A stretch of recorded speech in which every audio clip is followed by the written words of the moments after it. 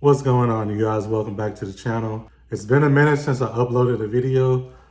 It's been maybe 2 months, I think. The last video I left you guys off with was putting the S2K oil pump on the K24. In between those times, I went ahead and did the timing chain on it. I went ahead and ordered Honda parts. Got a new timing chain, guides, tensioner. I put a 50-degree VTC gear in. Got the timing cover put back on, the oil pan sealed back. I got the oil pan on, so I got the whole engine sealed. I also went ahead and painted the block. I also got some bad news and some good news. I guess we'll start with the bad news. The bad news, we're not going to build the DC4 anymore. I ended up parting that car out. I found out that the quarter panel had been hit. So on the rear quarter panel on the driver's side, that quarter panel has been replaced, and I didn't want to sink a bunch of money into a vehicle that's been, you know, hit. I didn't want to spend a bunch of money onto a chassis that's been hit already. So that's the bad news. I parted way with that car already. I already parted that car out. That car is gone. I have a couple of miscellaneous parts that I need to sell off of it. But other than that, the good news, we're going to K-swap the DB2. I know a lot of my followers are DA guys, so I hope you guys are excited for that, because I am. We're finally going to K-swap my DB2. So this is going to be my first time K-swapping a chassis, and it's going to be on my DB2. It's going to be a learning curve for me. And feel free to let me know if you guys have any suggestions or give me some pointers or whatever. But anyway, now let's go ahead and focus on this engine, and let me show you what I went ahead and did.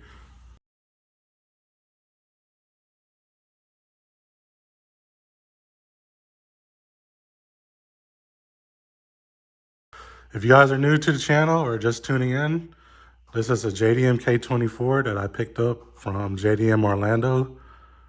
Last episode, I put an S2000 oil pump. And on today's video, I'm updating you guys on what I did for the past 2 months. Sorry I didn't record. So the updates on this K24, I went ahead and got I went ahead and replaced the timing chain, the timing guides, the tensioner.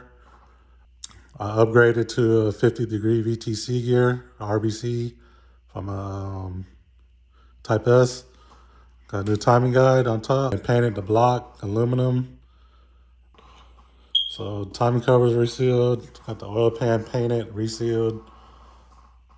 So I ended up using the RSX crank pulley because it's smaller. I went ahead and got the water pump housing mounted. This is from a base model RSX. Got a new O-ring seal on the water pump housing. I reused the stock water pump, but I got a new gasket on there. I got the thermostat housing from the K24. I got the charge harness mocked in place for, I don't know, I forgot what I was doing. But I got that mocked up. So I got the block cleaned and painted. Everything's in time. I got everything on top dead center right now. So the crank pulley's on the pointer. Got the two marks going across, arrows pointed up, everything's in time. I did rotate the engine a bit, and the gold links are off. They're not in the spot where it used to be originally. That's never gonna go back in place how it was. So on today's episode, we're gonna be installing these parts I have on the table. We are gonna be going with an RBC intake manifold. I got the manifold cleaned and painted.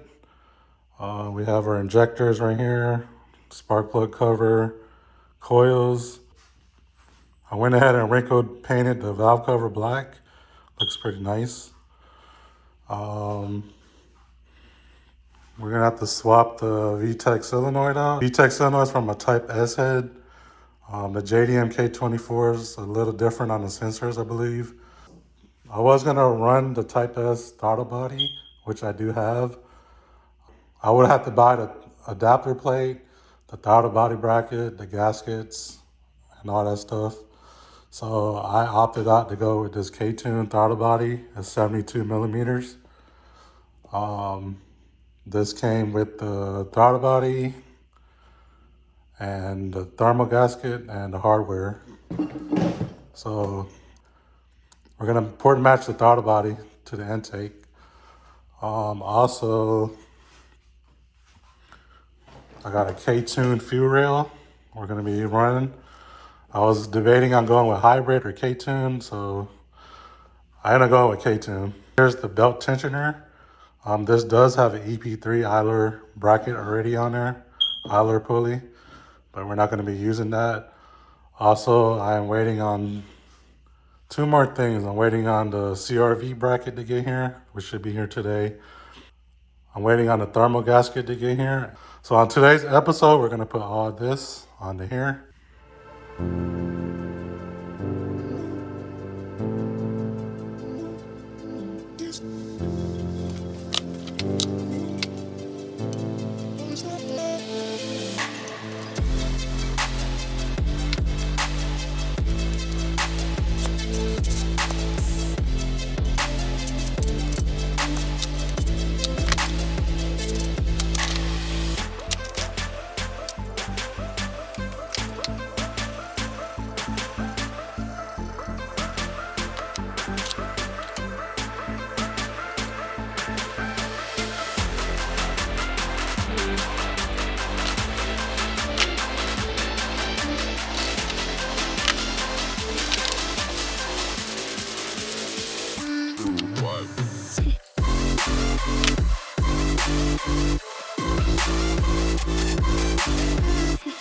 I finally got this adjustable EP3 idler pulley on. This is a 7-rib belt. I was having problems with the notches that was in here. They were kind of like, I didn't want to go inside the slot, but that's what you get for buying cheap stuff. I do have the belt nice and tensioned. So I do have the tensioner right there, set in the middle almost. So that should be good enough. So this is put on. All right, you guys, I guess next thing on the list I'm gonna do is put the valve cover on. But before we put the valve cover on, I wanna go ahead and sand the Honda.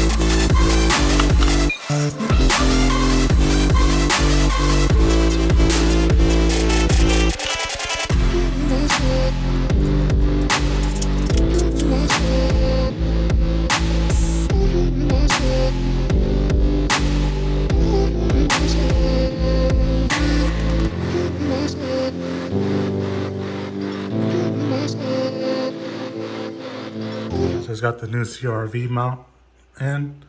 As you can see, it's a little bit different.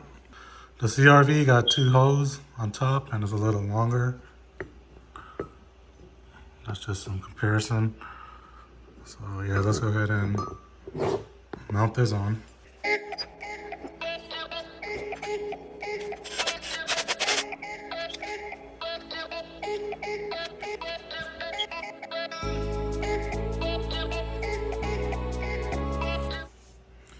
All right, y'all, next up I'm gonna do is replace the VTEC solenoid.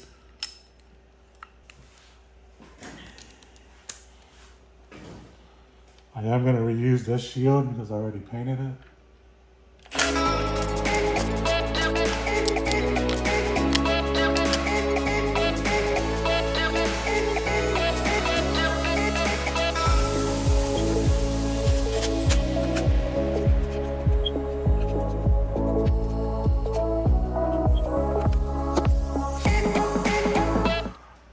Here's the difference in between the two solenoids. It only has one connector. And the USDM one has 2. That's the reason why we changed this. All right, y'all, so next on the list is the RBC manifold. I got this taped off because I don't have a workbench or a vise to hold the manifold down. So I got the ports taped up, and I'm gonna mount the RBC manifold onto the engine. I did have to remove these 2 studs so I could get it to fit in here. I think a lot of people shave this down right here to get the RBC to fit without taking the water pump housing off. I do gotta find another bolt right here too. That's extremely too long for the belt tensioner. I'm gonna go ahead and mock the intake manifold up, and we're gonna port it out.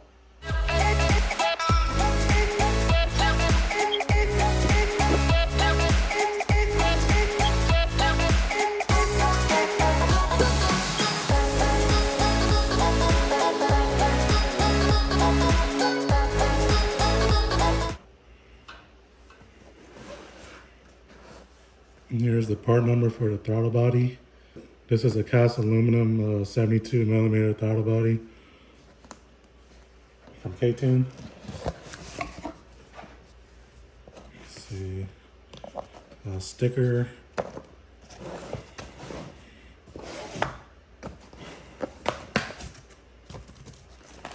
What's this? Got our hardware for the throttle body. That's our throttle body. I think that's for the idle control valve, I think. Another sticker. And it also came with a thermal gasket.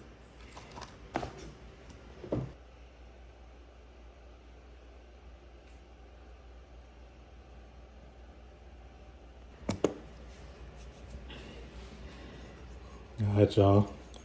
72 millimeter throttle body. Pretty nice. Like I said, this is the cast iron model. It's pretty nice. I'm glad I went with the setup. It comes with like an OEM style cable bracket, so that's pretty neat. This does have the dual mounts, so you can hook this on your RBC or your RRC intake manifold. That's the bottom right there, or your idle control valve. I gotta find my throttle body and put the idle control valve on here, but we're not gonna do that yet. I mean, it looks pretty good. It's pretty nice. This is the gasket. So yeah, let's mock this gasket on and see how much we gotta grind down. There's a big old hole there we gotta grind down. So what I'm gonna do is I'm gonna get the hardware and mount this down real quick, so we could put a Sharpie and trace this. Bro, this shit looks good. I went ahead and mocked the throttle body up with the bracket just to get the actual mounting, secured. We are gonna have to remove these 2 studs. One right here, and then one right there. Let's go ahead and open the throttle plate. I'm gonna go ahead and grab a Sharpie and outline that, and then take the throttle body back off, and then take the studs off and get to porting it. Bro, that looks sick.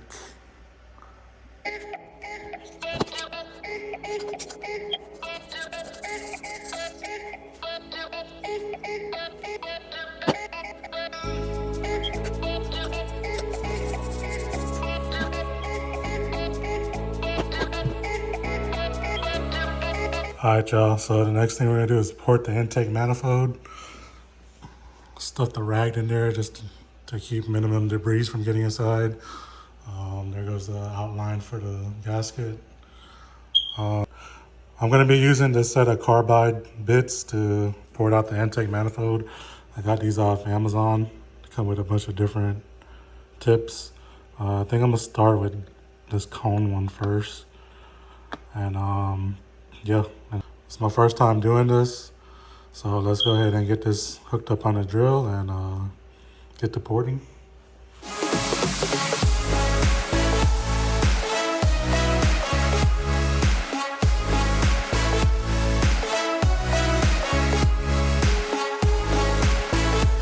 Got the throttle body and the gasket on. The bracket is slightly on. I still need to order a TPS sensor, and I'm not sure what I'm gonna do with this yet. Thinking about just deleting it, but this portion is done. The next thing we're gonna do is install the auto air assist delete. I got the kit from Ktuned as well. So this is going on next. Got another sticker. Got a Ktuned fuel rail.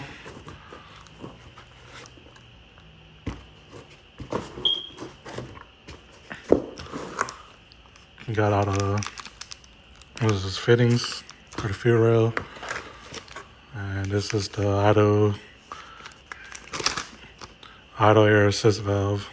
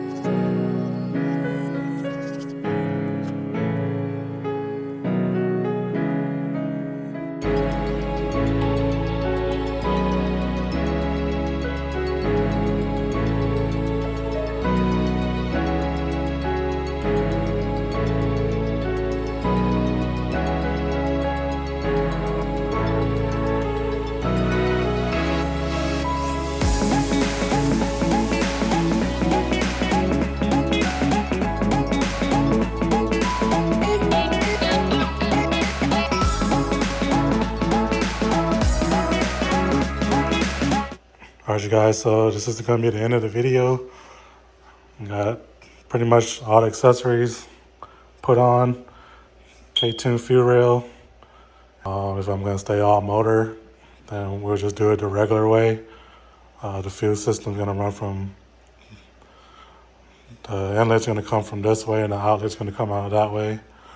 If I go boost, then I'm going to go ahead and run the fuel gauge right here. Fuel pressure regulator right here, and get the tuck version of this water outlet, but it is kind of pricey. So if any sponsors, if anybody want to sponsor, hit your boy up, Ktuned. Be nice to have all Ktuned products. Only thing that's not Ktuned is this. Kind of cheaped out on that, but down the line, if we score some type of sponsorship, then that's going to be changed out. Like I said, all this is going to come back off anyway, so now we got to pull this sucker out. Here's a little sneak peek of what we might be doing next. If you guys want to stay tuned with my build, go ahead and subscribe, like the video. And I'll catch you on the next one. Peace out.